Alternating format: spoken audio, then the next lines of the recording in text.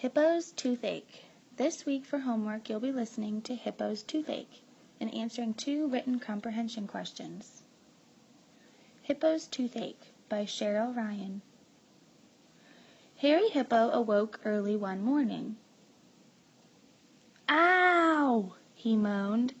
"I have a horrible, terrible toothache." Harry moaned and groaned. He moaned and groaned so loudly he woke up everyone. "What is wrong?" they asked. "Why is Harry moaning and groaning so loudly?" "Harry has a toothache," said his wife Harriet. "What shall we do?"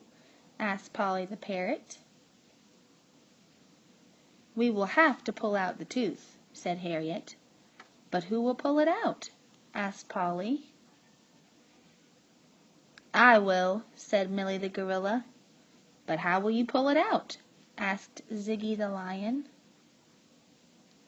Millie went off to find a vine. She tied the vine to Harry's tooth, and she pulled on the vine. She pulled and pulled, but the tooth did not come out. "Let me help," said Ziggy. So Ziggy and Millie pulled, but the tooth did not come out. "What will we do now?" asked Polly. "I have an idea," said Millie. They took Harry to a cliff and tied the vine to a big rock.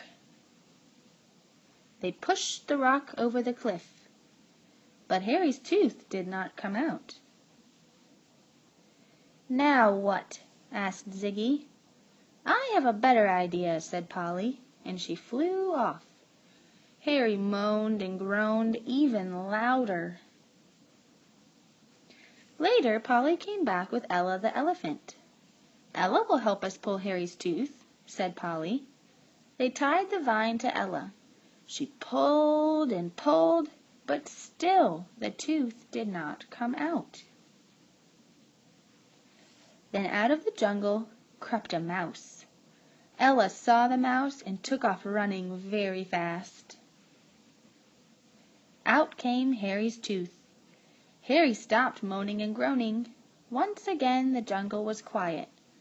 Everyone was happy, especially Harry.